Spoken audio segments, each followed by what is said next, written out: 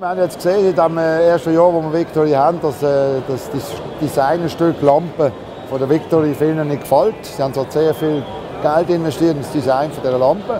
Und sie ist auch speziell, mir gefällt sie jetzt zum Beispiel. Aber wir haben sehr viele Kunden, die sagen, die Lampe geht gar nicht. Und da haben wir mal zeigen, dass man da auch etwas anderes dran machen kann. Und da haben wir jetzt mal so etwas im Fighter-Stil dran gebaut. Dasselbe haben wir gemacht mit den Armaturen. Die klassischen Rundinstrumente gefällt vielen. Viele sagen, es sind zwei Riesenteile. Wir haben vom Motor-Gadget ein Hightech-Tacho und Instrument angebaut, das man gar nicht sieht, aber sehr gut ablesen beim Fahren.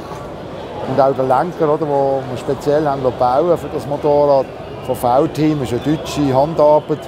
Das ist einer der besten Lenkerhersteller, die von Hand durch Lenker in Edelstahl herstellen.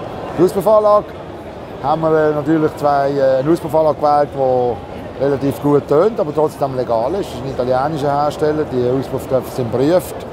Tönen aber einfach viel schöner als das Original. Und wir haben dann die Kümmeranlage quasi verschnitten, haben sie neu verschweißt, eine neue Keramik beschichtet, damit die Auspuffwinde so schräg nach oben gehen.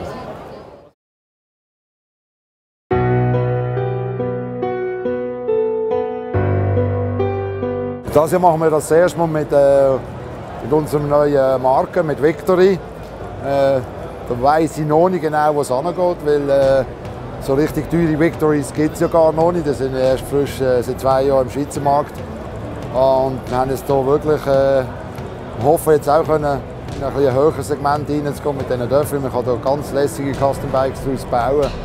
Und ich weiss es nicht, wo es hingeht. Es ist immer eine Auktion. Kann sein, dass es für 5 Franken geht, kann sein, dass es für 100'000 Franken geht.